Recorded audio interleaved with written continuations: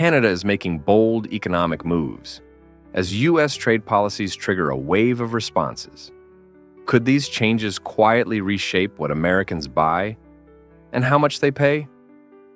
In 2024, the Trump administration imposed a 50% tariff on imported aluminum to protect U.S. metal industries. According to the U.S. Census Bureau, prices of aluminum products rose 22% within months.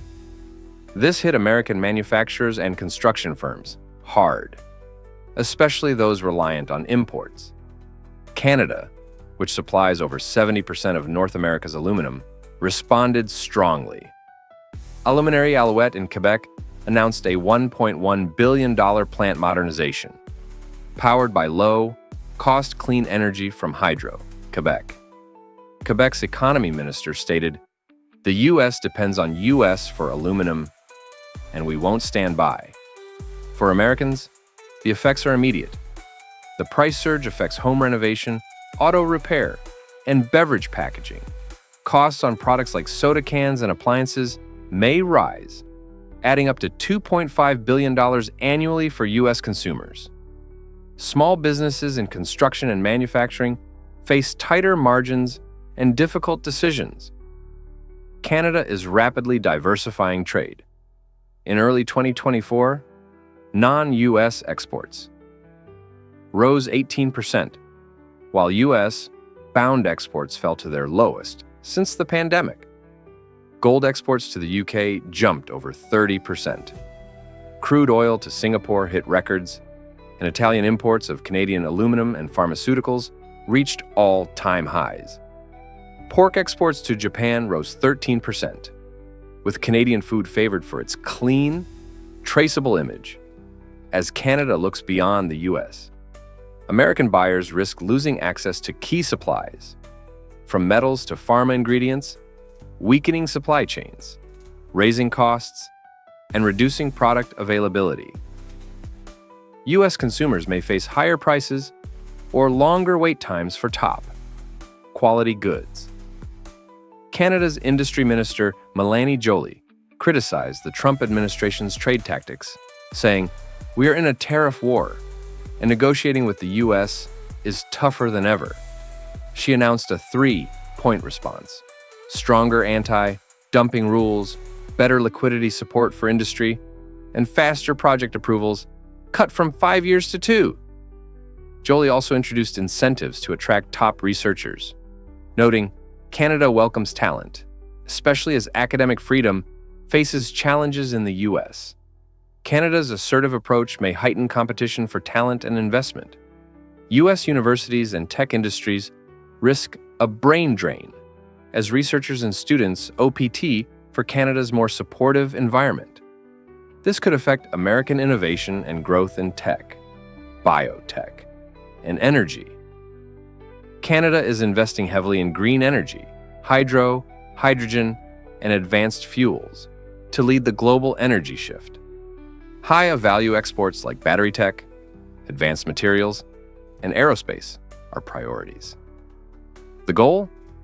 Commercial independence and freedom from Washington's changing moods. If Canada becomes a clean tech and export leader, U.S. industries could lose a key supplier and tech partner. That could mean tougher competition, reduced influence in North America, and, for consumers, fewer options, and higher costs for next-gen products like EVs and energy-efficient appliances. The height of when we are out of Canada's growing season, we could be upwards of 60%, 70% American produce, okay? Right now, we're only running at about 30%.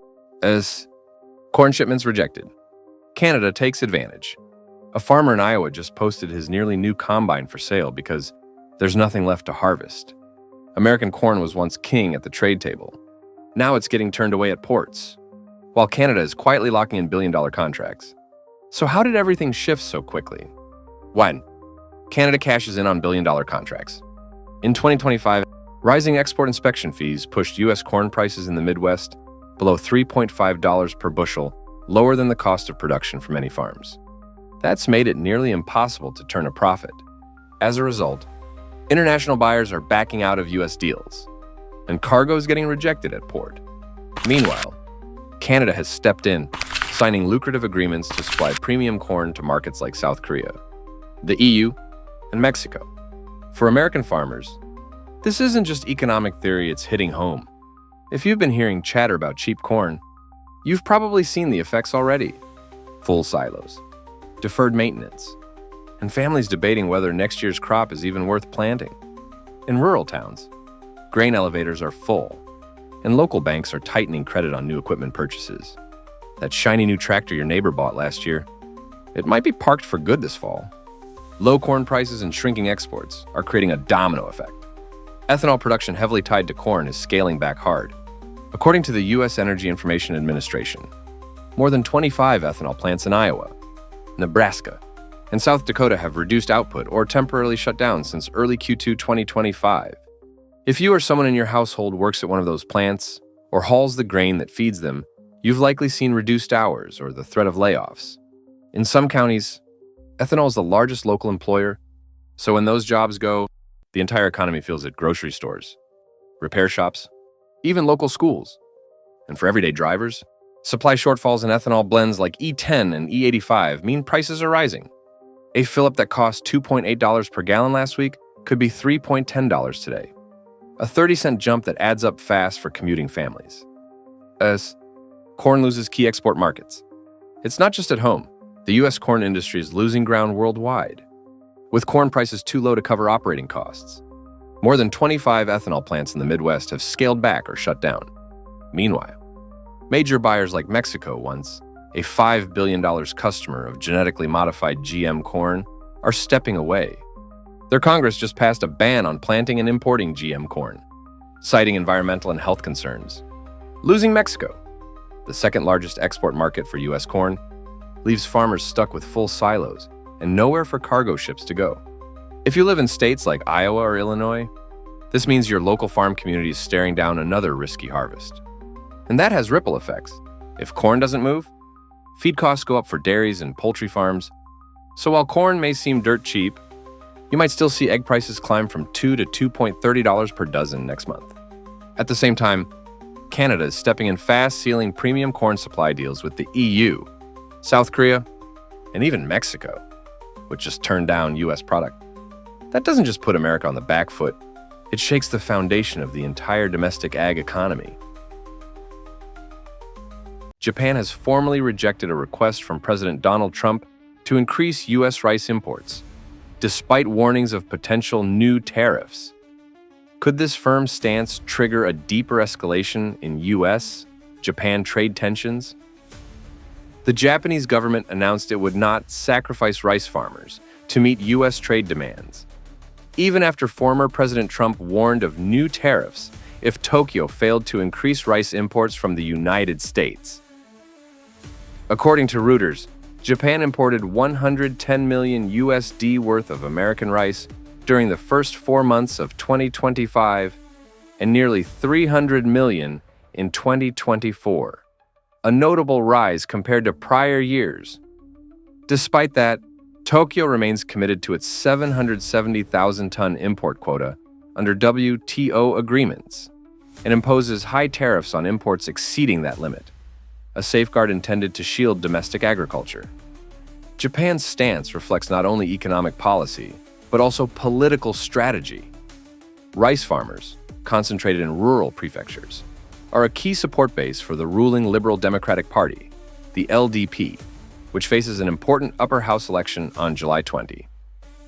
At this critical moment, protecting rural livelihoods and price stability is viewed as a higher priority than making external trade concessions.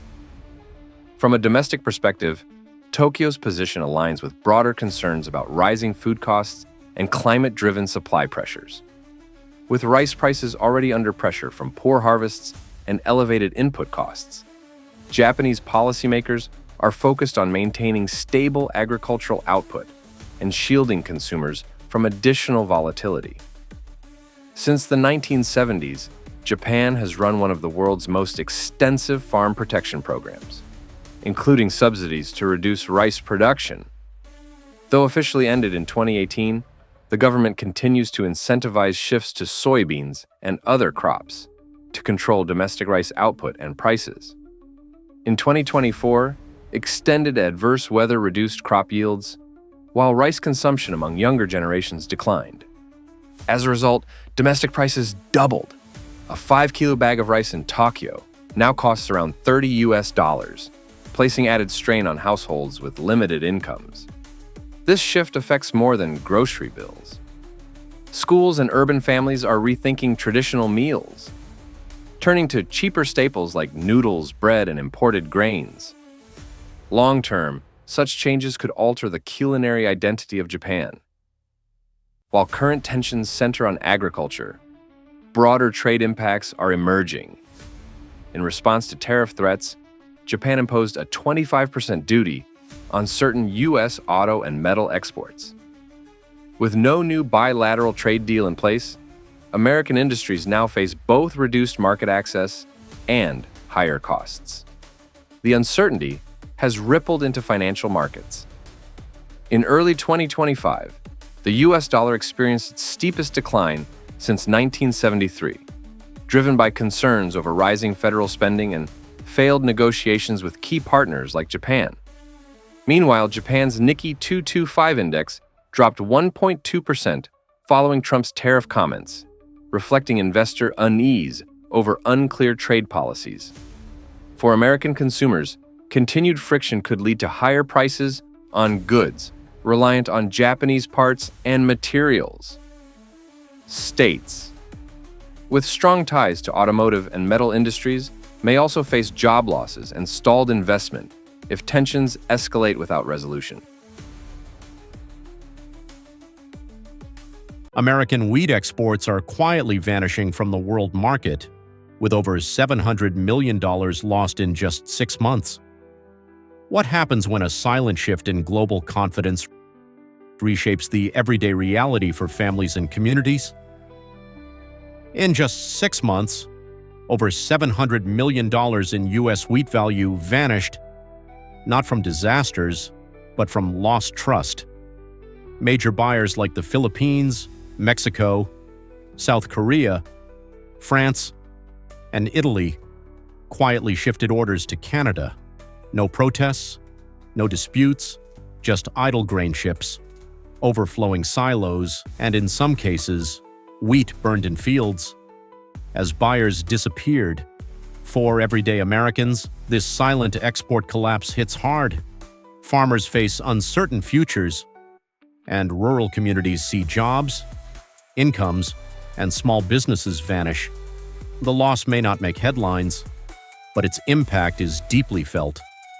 In towns where a missing overseas buyer means empty wallets at home. The issue goes beyond weather or price. Global buyers no longer trust the U.S. trade system's stability. Confusing customs, inconsistent paperwork, and fears of export bans are driving them away. In contrast, Canada offers a transparent, AI-driven system that tracks quality and coordinates logistics, documents, and insurance. Though U.S. wheat is cheaper, importers now pay more to avoid risk, seeing the system, not the wheat, as unreliable. Low prices no longer guarantee sales. For Americans, and this distrust erodes economic confidence. Farmers and shippers struggle to secure contracts and plan finances. As U.S. reliability fades, banks, suppliers, and rural businesses feel the strain. Stability, once the backbone of prosperity, is now just a memory. Canada has redefined global agricultural trade by delivering timely, standardized shipments with precise documentation. It has earned the trust of markets like the Philippines and the EU.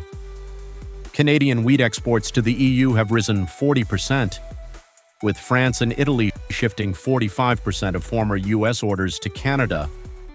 In Mexico, Canada built inspection and packaging centers to meet local import rules, pushing out U.S. wheat entirely. For American communities, this means lost opportunities and rising competition. Jobs, investment, and export-driven growth are shifting north, leaving once thriving towns facing uncertain futures as global buyers turn elsewhere. For many American farmers, the crisis is all-encompassing. Credit lines have tightened, loans for new equipment are denied, milling plants are closing and unsold, wheat stocks are piling up, the logistics network has been disrupted, rail routes canceled, silos left unmaintained, and planting plans for next season put on hold. The ripple effects go far beyond the farm. Banks are wary of lending, supply stores see dwindling sales, and entire communities question their economic futures. The trusted American agricultural brand, built over a century, is now overshadowed, not by poor product but by unpredictable policy and unreliable systems. As families reconsider their ties to farming, the foundation of rural America is being tested in ways not seen for generations.